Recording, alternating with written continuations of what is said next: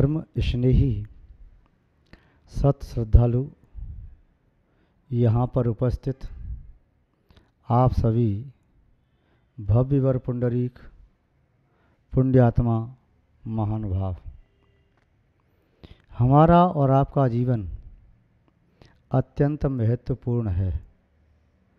जो चीज़ बहुत मूल्यवान होती है, दुर्लभ होती है, महत्वपूर्ण होती है, उस वस्तु का सम्यक उपयोग कर लेना चाहिए। सामान्य वस्तुएं जीवन में अनेक बार मिलती हैं और अनेक बार बिछुड़ जाती हैं। महत्वपूर्ण वस्तु जीवन में कभी एक बार मिल पाती है। अत्यंत महत्वपूर्ण वस्तु अनेकों जीवन में एक बार मिल पाती है।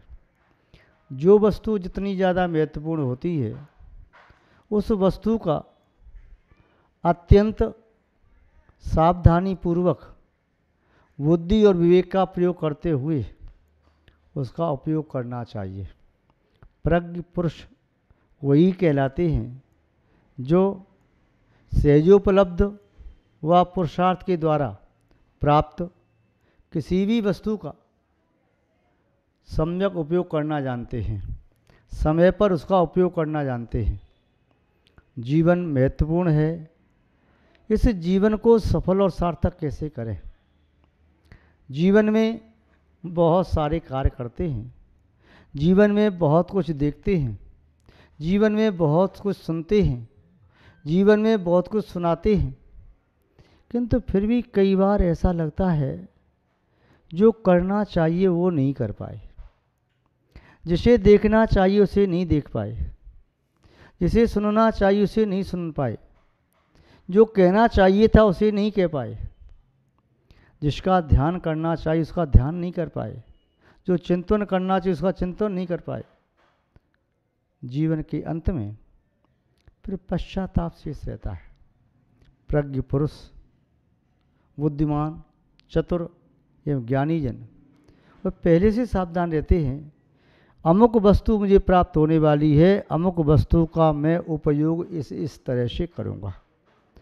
और जो प्रज्ञ नहीं होते हैं, जिन्हें अप्रज्ञ कहें, वे अपनी प्रमाद, आलस, मौज मस्ती, विषय पूर्ति, कषाय पोषण इसमें ही संलग्न रहते हैं। न तो समय का सही सदुपयोग कर पाते हैं न ही वस्तु का। जीवन में महत्वपूर्ण है चार बातें। संभव है इन चार बातों में चार अन्यों का सार किसी श्रावक को मिल जाए। जीवन में महत्वपूर्ण है चार बातें। संभव है इन चार बातों में चारों पुरुषार्थों का फल मिल जाए। जीवन में महत्वपूर्ण है चार बातें। संभव है इन चार बातों के माध्यम से चारों कसायों का शमन किया जा सके।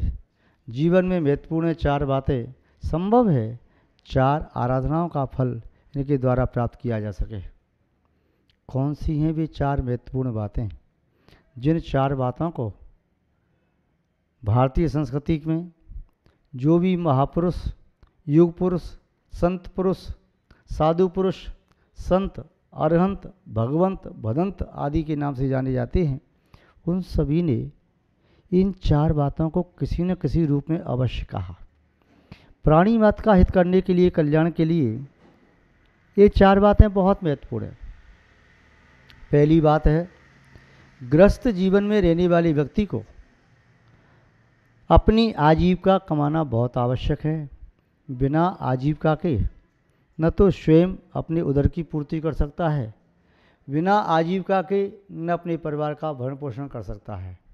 इसलिए वह व्यक्ति जो अपनी आजीविका कमाने वाला है, आजीविका कमाए। आचार्यों ने आजीविका कमाने के लिए मना नहीं किया। तुम्हें उदर मिला है और तुमने अपने वंश की वृद्धि की है, तो उनके हित का ध्यान रखना तुम्हारा कर्तव्य है। अपने उदर की पूर्ति करना भी कर्तव्य है। यदि उदर में भोजन न गया तो पुनः जीवन न चल सकेगा।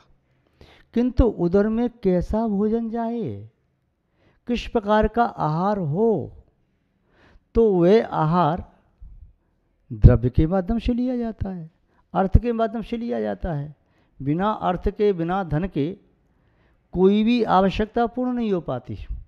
चाहे रोटी की आवश्यकता है, चाहे वस्त्रों की आवश्यकता है, चाहे मकान की आवश्यकता है, चाहे सुख अभिलाषा, विलासी जीवन या मध्यम जीवन, हर जीवन में धन की आवश्यकता होती है। वह धन न्यायपूर्वक कमाया हुआ होना चाहिए। जिस धन के साथ विशेषता लगी है कि मैं जीवन में जो भी धन कमाऊंगा अन्यायपूर्वक नहीं कमाऊंगा, न्यायपूर्वक ही मैं धन कमाऊंगा। और न्यायपूर्वक धन जो कमाया जाता है, निस्संदेह वो भोगा जाता है, वह नष्ट नहीं होता, वह चोरी नहीं जाता, वह किसी के द्वारा छीना नहीं जाता, वह कलह और संक्लिष्टता का कारण नहीं बनता है। तो जीवन में न्यायपूर्वक धन कमाओ, ईमानदारी पूर्वक कमाओ, क्योंकि ये पेट ईमानदारी के धन से भी भर सकता है। इसकी पूर्ति ईमानदारी के द्रव्य से भी हो सकती है। प्रातःकाल प्रभु परमात्मा से कहो, हे भगवान, आज मैं धन कमाने के लिए जा रहा हूँ, मेरे द्वारा कहीं भी कोई अनीति, अन्याय या अत्याचार न हो। मैं ईमानदारी से अपने पेट को भर सकता हूँ तो बेईमानी क्यों करूँ? जब देने वाला मुझे न्यायपूर्वक धन कमाने पर भी मेरा पेट भर देता है तो अन्याय क्यों करूँ? जब ऐसा सोचता है तब व्यक्ति न्याय के रास्ते पर चलने लगता है। और जब व्यक्ति ये सोचता है कि मुझे तो कमाना है, कमाना है, कमाना है, तब वह न्याय अन्याय को नहीं गिनता। शास्त्रों में एक शब्द आते हैं, शुभ लाभ। जब भी व्यक्ति पर्व मनाते हैं, दीपावली आदि पर्व मनाते, या अपनी दुकान पर, या अपने गोदाम पर, या अपनी फैक्ट्री में, या अपने अध्ययन के कक्ष में, या कृषक अपना गल्ला जहाँ रखता है वहाँ पर, वह दीवार पर या दरवाजे के एक साइड में शुभ दूसरा लाभ लिखता है। पहले लिखता है शुभ, बाद में लिखता है लाभ। यहाँ तक कि मांगलिक कार्यक्रम संपन्न किए जाते हैं, शादी विवाह के कार्ड भी लिखे जाते हैं, उसमें भी शुभ लाभ लिखा जाता है, मंगल कलश को बीच में रख करके। इसका अभिप्राय क्या है? शुभ लाभ क्यों लिखा? लाभ शुभ भी तो लिखा जा सकता था, किंतु इसमें आचार्यों का शुभ लाभ कहने का प्रयोजन ये है कि जीवन में हर लाभ शुभ नहीं हो सकता। हर लाभ धर्मात्मा के द्वारा स्वीकार्य नहीं है, हर लाभ भोगने के योग्य नहीं है, हर लाभ सुख शांति नहीं देगा, शिव मार्ग नहीं देगा, आपकी आत्मा का प्रमोशन नहीं कर सकेगा। कुछ लाभ ऐसे भी होते हैं जो आत्मा के पतन के कारण हैं, कुछ लाभ ऐसे भी होते हैं जो दुख, अशांति, संक्लिष्टता को देने वाले हैं, कुछ लाभ ऐसे भी होते हैं जिनके माध्यम से व्यक्ति दुर्गति और खोटी आयु का आश्रय कर लेता है, कुछ लाभ ऐसे होते हैं जिनके माध्यम से व्यक्ति बहुत सारा पाप कमाता है, प्रचुर मात्रा में पाप की प्रवृत्ति होती चली जाती है। आचार्यों ने कहा अशुभ लाभ कतई ही स्वीकार नहीं है, अशुभ लाभ स्वीकार नहीं है, और लाभ को शुभ नहीं माना, प्रत्येक लाभ को शुभ नहीं माना। शुभ किसे माना है? शुभ माना है शुभ को, अशुभ को शुभ नहीं। जब व्यक्ति अपना कोई भी व्यवसाय करता है, व्यवसाय करते समय वह व्यक्ति ईमानदारी से कार्य करता है, चाहे भले ही धन कम कमाए, वह उसकी ईमानदारी, सत्यता, न्यायप्रियता, लोकप्रियता, परोपकार, सहयोग की भावना, सहृदयता, वात्सल्य, मैत्री भाव, इन सभी भावों के साथ आजीविका भी कमाता है तो आजीविका भी उसकी पूजा बन जाती है। वह आजीविका कमाना भी पूजा है, अपने कर्तव्य का निष्ठा के साथ ईमानदारी से पालन कर रहा है तो वह भी उसकी पूजा है, भक्ति है, आराधना है, अर्चना है। और उससे जो भी लाभ हो रहा है वह तो बाद की चीज़ है, पहले लाभ तो हो गया, शुभ हो गया, शुभ ही लाभ है, अशुभ लाभ नहीं है। प्रत्येक लाभ शुभ नहीं होता, वह अशुभ भी हो सकता है। इसलिए आचार्य महोदय ने लिखा कि न्यायपूर्वक, ईमानदारी पूर्वक, सत्य आदि व्रतों का पालन करते हुए, किसी जीव का घात किए बिना वे अपनी आजीविका चलाई। 4 पुरुषार्थ में धर्म को प्रथम रखा, अर्थ को बाद में रखा। धर्म, अर्थ, काम और मोक्ष। वे धर्म के साथ अर्थ का सेवन करे और मोक्ष को ख्याल में रख करके, उद्देश्य में रख करके, ध्यान में रख करके काम पुरुषार्थ का सेवन करे, तब उसके लिए अर्थ और काम दोनों हानिकारक नहीं होंगे। तो पहला वाक्य जीवन में ध्यान रखें, न्याय पूर्वक धन कमाएं, ईमानदारी से अपनी आजीविका चलाएं, सत्य का सहारा लें, अहिंसा करुणा दया का सहारा लें। इस प्रकार के कार्य जिस किसी व्यक्ति ने किए, उस व्यक्ति का धन अजर अमर हो गया। यदि उसका राज्य छिन गया और जिसने राज्य का जो उपलब्धि की, राज्य को प्राप्त किया, राज्य का संचालन किया, वह ईमानदारी से, सत्य से, अपने भाग्य से किया, तो छूटा हुआ राज्य भी पुनः मिल जाता है। चाहे भगवान रामचंद्र जी हों और चाहे राजा हरिश्चंद्र जी हों, चाहे और भी कोई बड़े बड़े राजा हों, अपने राज्य को छोड़ा, चाहे श्रीपाल जी हों, अपने राज्य को छोड़ करके उन्होंने दूसरी जगह गमन किया, चाहे पांडवों के था, इन्होंने अपने राज्य को दूसरों को दिया, बाद में आकर के मैं ले लूँगा, तो पुनः उन्हें बाद में राज्य अपना मिल गया। कैसे मिल गया? इनका स्वयं का था, स्वयं के पुण्य का था। किसी दूसरे व्यक्ति ने अन्यायपूर्वक राज्य पर कब्जा करना चाहा, किंतु वे राज्य पर कब्जा भी न कर पाए और अपना जीवन भी न बचा सके। इसी तरह कोई व्यक्ति ईमानदारी से 10 रुपये भी कमाता है, उस 10 रुपये में से 9 रुपये 99 पैसे और बल्कि 10 के 10 रुपये वो भोगता है, यानी 1 पैसा भी कोई व्यक्ति उसका दुरुपयोग कर नहीं सकता। और जो व्यक्ति बेईमानी से 10 लाख कमाता है, संभव है उसके 10 लाख के 10 लाख मिट्टी के भाव चले जाएं, किसी की रोग में चले जाएं, किसी के अन्य प्रकार के कार्य में चले जाएं, कोई केस लग गया ऊपर, उसको निपटारे में चले जाएं, कोई चोर चोरी करके ले जाए, राजा उसे अपने कोष में रख ले, टैक्स के रूप में जमा करने पड़े। तो जिसका धन सही धन नहीं है, जिसकी आजीविका सही नहीं है, वह उस आजीविका के फल को सुरक्षित नहीं रख सकता। दूसरी बात महत्वपूर्ण है, कमा तो लिया, अब भोग करना है, तो ऐसा नहीं अमर्यादित भोग भोगना प्रारंभ कर दिया जाए। तुमने कमाया है, तुम ये नहीं कह सकते कि इस पैसे को मैं अग्नि लगा करके नष्ट कर दूं, या नोट है तो फाड़ के फेंक दूं। नहीं, ये तो उसका दुरुपयोग ही नहीं, एक अपराध भी है, गुनाह है। इसलिए भोग करना है तो मर्यादा पूर्वक, उसमें भी एक अंकुश होना चाहिए, एक सीमा होना चाहिए, बंधन होना चाहिए, व्रत होना चाहिए। किस वस्तु का सेवन मुझे कब करना है, क्यों करना है, कहाँ करना है। औषधि डॉक्टर के पास, वैद्य के पास रखी है, तो जो रोग होने पर औषधि की कितनी मात्रा लेनी है, कब कब लेनी है, कैसे लेनी है, यह सब विधि जिससे रोगी को ज्ञात है, वह रोगी रोग से मुक्त हो सकता है। और जो रोगी इस विधि को नहीं जानता है, औषधि दी है डॉक्टर ने, मैंने फ्री में नहीं ली, मुफ्त की औषधि नहीं है, पैसे दिए हैं, मैं तो सारी औषधि एक बार में ही खाऊंगा, तो उससे रोग ठीक तो नहीं होगा। अभी तो वह रोग से नहीं, अपने जीवन से हाथ धो बैठेगा। मृत्यु भी हो सकती है, एक रोग के 2 रोग भी हो सकते हैं, रोग वृद्धि को प्राप्त हो सकता है।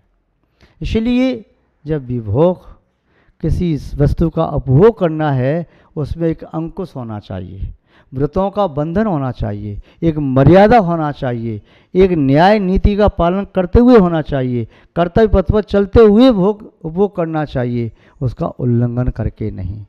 अन्यथा जो मर्यादा का उल्लंघन करके भोग करता है, उसका अमृत का भोग भी जहर का काम करता है।